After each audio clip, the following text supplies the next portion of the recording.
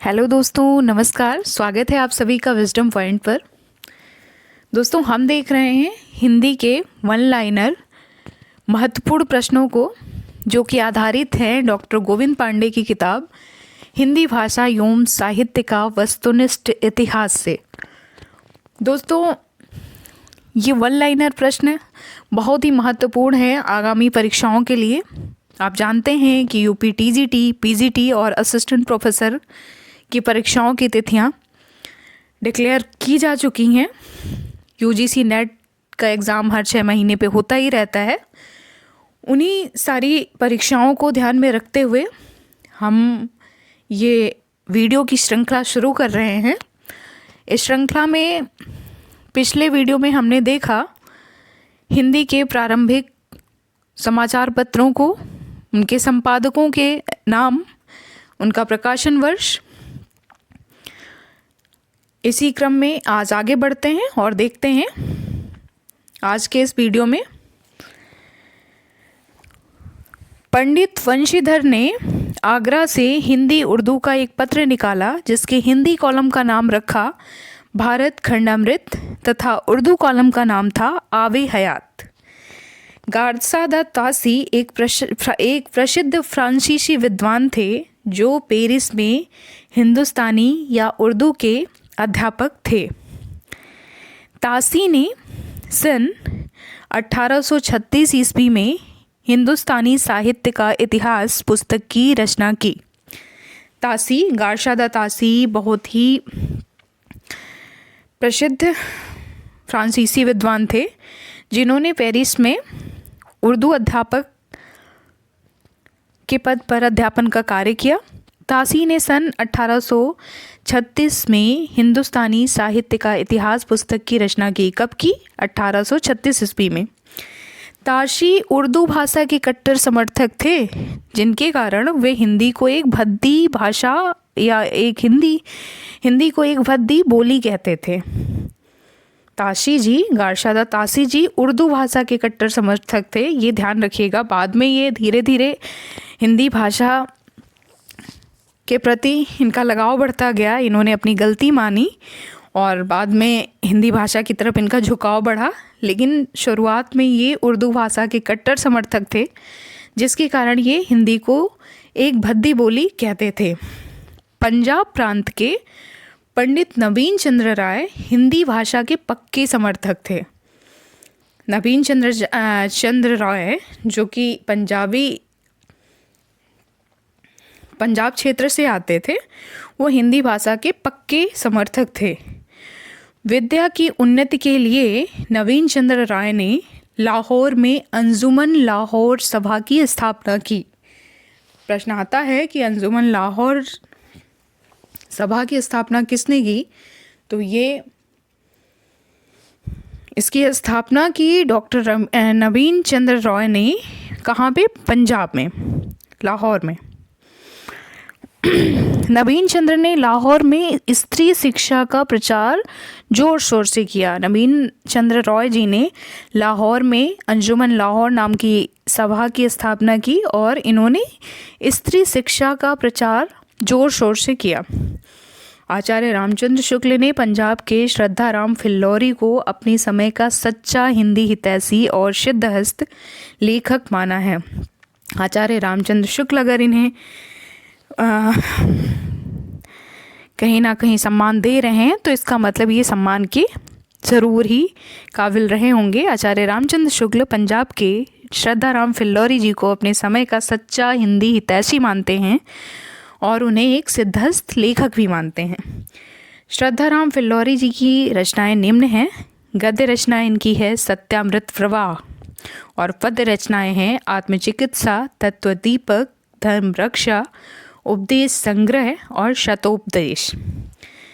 श्रद्धाराम फिल्लौरी जी ने प्रसिद्ध आरती ओम जय जगदीश हरे की रचना की। ओम जय जगदीश हरे आरती की रचना किसने की?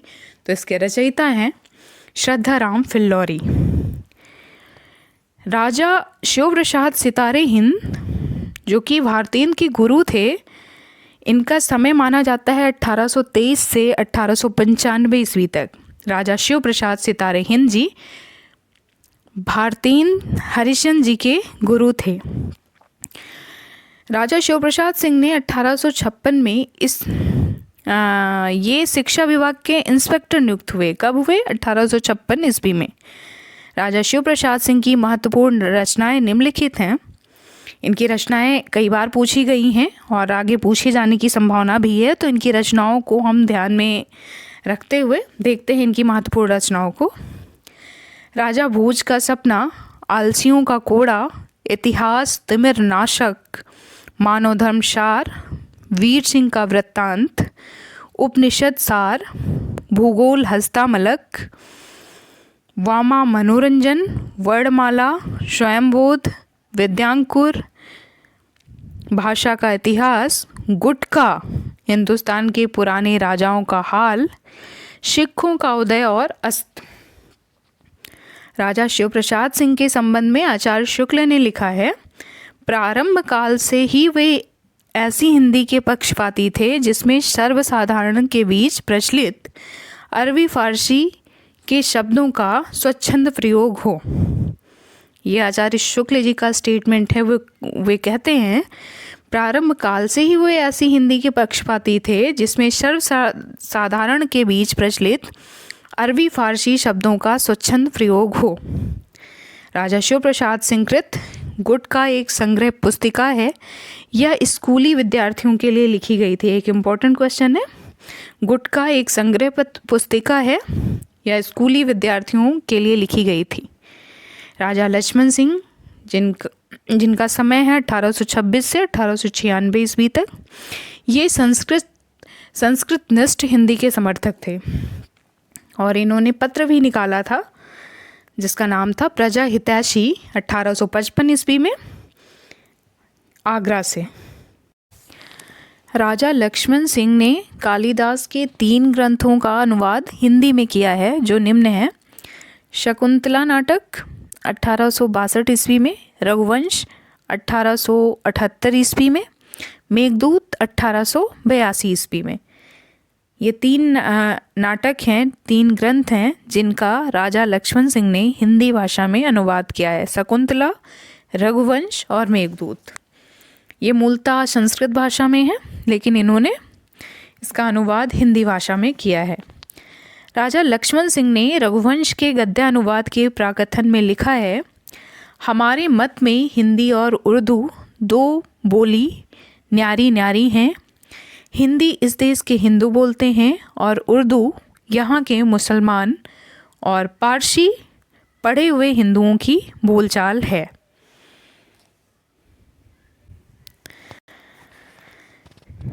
अब हम देखेंगे भारत में हुए सांस्कृतिक जागरण, धार्मिक तथा सामाजिक सुधार से संबंधित प्रमुख संस्थाएं और उनके संस्थापक। संस्था है ब्रह्म समाज, जिसकी स्थापना हुई थी 1828 ईस्वी में। इसके संस्थापक हैं राजा राममोहन राय। सामाजिक सुधारों को ध्यान में रखते हुए ये संस्थाएं बनाई गई थी। ब्रह्म समाज, जिसकी स्थापना 1828 ईस्वी में हुई और इसके संस्थापक हैं राजा राममोहन राय।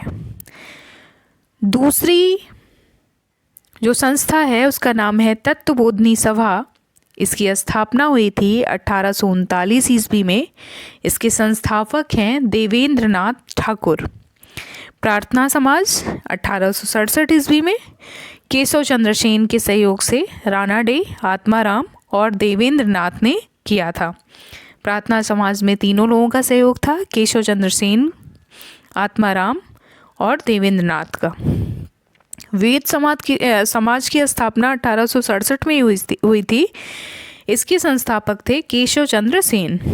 सत्यशोधक समाज की स्थापना 1873 ईस्वी में हुई थी और इसकी संस्थापिका थी, इसके संस्थापक थे ज्योतिबा बाई फूले। आर्य समाज की स्थापना हुई थी 1875 ईस्वी में और इसके संस्थापक थे दयानंद सरस्वती जी। थियोसॉफिकल सोसाइटी 1882 ईस्वी में इसकी स्थापना हुई और इसके संस्थापक थे ब्लाटवस्की एवं कर्नल अलकॉट। रामकृष्ण मिशन की स्थापना 1897 ईस्वी में हुई थी और इसके संस्थापक हैं स्वामी विवेकानंद जी। तो दोस्तों ये था हमारा आज का वीडियो। उम्मीद करती हूँ कि आपको पसंद आएगा। अगर आपको मेरा वीडियो पसंद आता है तो प्लीज़ मेरे चैनल को लाइक करें, सब्सक्राइब करें और साथ में शेयर भी करें। धन्यवाद दोस्तों। मिलते हैं अपने नेक्स्ट वीडियो में, तब तक के लिए नमस्कार।